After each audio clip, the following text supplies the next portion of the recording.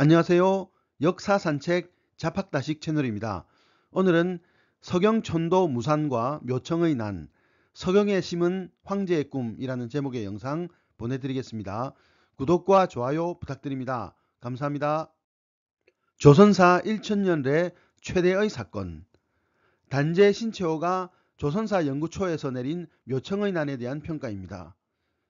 그는 12세기 초에 일어난 묘청의 난을 전통사상과 외래사상, 자주세력과 사대세력, 진보세력과 보수세력의 대결로 보았습니다.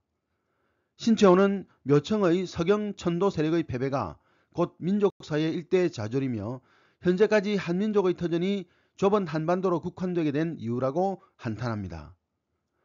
그의 관점을 오늘날 그대로 받아들이는 사람들이 적지 않습니다. 그런데 과연 이것이 사실일까요?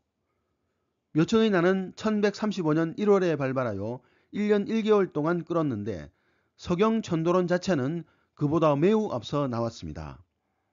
전 임금인 예종 때에도 개경의 직이 즉 땅의 기운이 쇠했으니 서경 즉 평양으로 옮겨야 국운이 살아난다는 주장이 성행했습니다.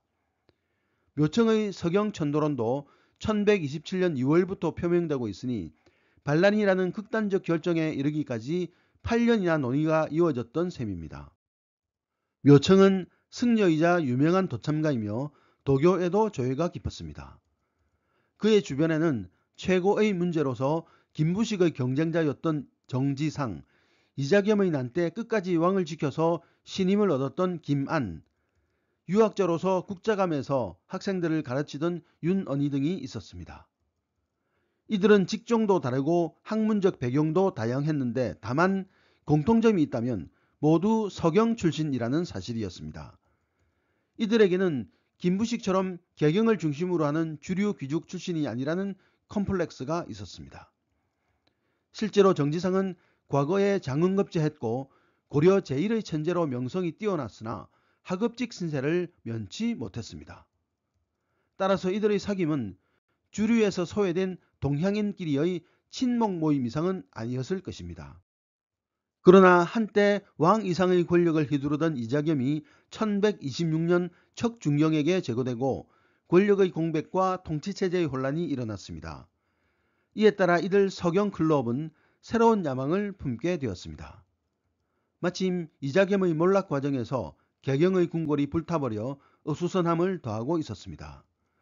그러자 서경천도론자들은 인종에게 서경의 궁궐에 행차할 것을 권했고 이에 응한 인종이 서경으로 가자 정지상이 앞장서서 무방비 상태의 척중경을 제거해버렸습니다. 이로써 인종에게 공을 세운 천도론자들은 예의 직위를 들먹이며 서경천도를 본격적으로 권하기 시작했습니다.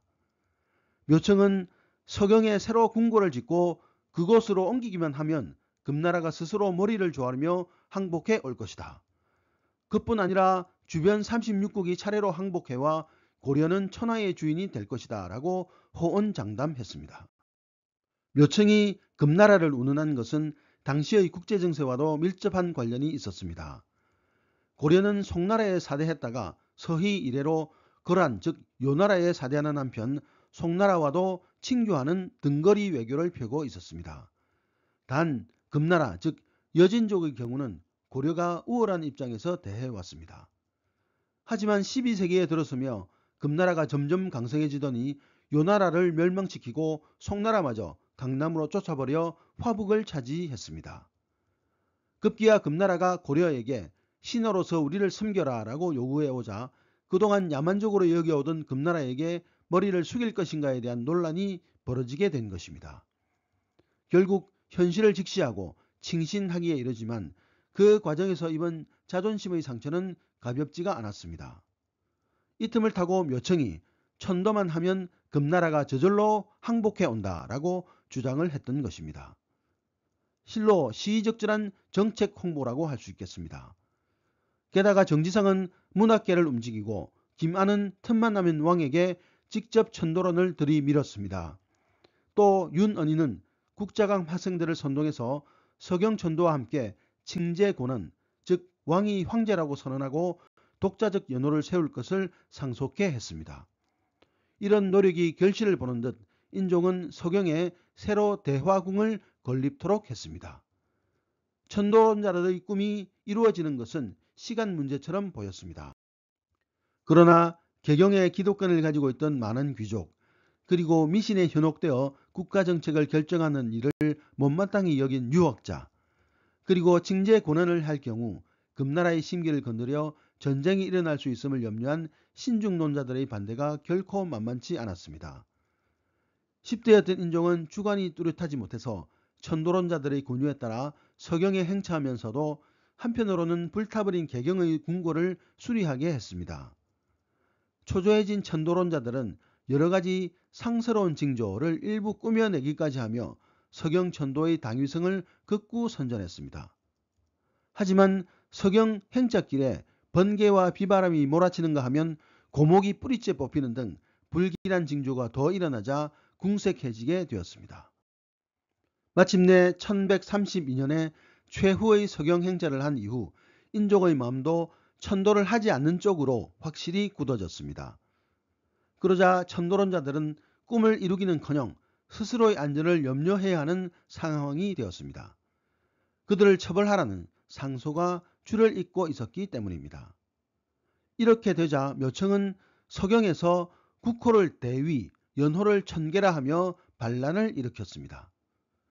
개경에 머물러 있던 정지상, 기만 등에게는 아닌 밤중에 홍두깨였습니다. 그들과는 아무런 사전 논의가 없는 거사였기 때문이었지요. 이에 인종은 정지상 등을 붙잡아 처형했습니다. 그리고 김무식을 총사령관으로 한 토벌군을 서경에 급파했습니다. 반란 자체는 1년이 넘어갔지만 황제 묘청의 운명은 길지 않았습니다. 한 달 만에 부하들에게 참살되었기 때문입니다. 조선사 1000년 내의 대사건 치고는 왠지 어설프고 허무한 전개가 아닐 수 없습니다. 묘청 일파에게는 본래 천도라는 대사업을 추진할 세력과 추진력이 충분치 못했습니다. 뛰어난 정치가도 문인도 사상가도 있었지만 무엇보다도 의지가 되는 무력 기반이 없었기 때문입니다. 그리고는 도참설이니 천변제의를 들먹여 아직 어린 왕의 마음을 사로잡아 얼렁뚱땅 결정을 따내려고만 했기 때문입니다. 국가적 자존심을 내세워 정치적 현실을 외면하여 개경의 보수파들에게 명분을 실어주었습니다. 그들은 일회성 이벤트에는 강했지만 장기적인 의사결정 과정에서 두루 여론의 지지를 얻고 설득할 능력이 없었습니다. 최후에 벌인 도박인 반란에서도 동지들끼리의 연대조차 결여된 몸부림이었던 것입니다. 고구려의 추억이 깃든 평양, 칭제 고난의 기염, 그런 움직임을 짓밟은 유학자이자 신라 왕족 출신이며 삼국사기의 저자 김부식. 이런 요소들은 자주 세력대 사대 세력, 전통사상대 외래사상이라는 구도를 머릿속에 그리기에 충분합니다. 그러나 역사라는 것은 그처럼 아와 비아가 극명하게 나뉘는 단순한 드라마가 아니라는 사실을 우리는 꼭 기억해야 할 것입니다. 오늘의 참고도서는 108가지 결정이라는 책이었습니다. 감사합니다.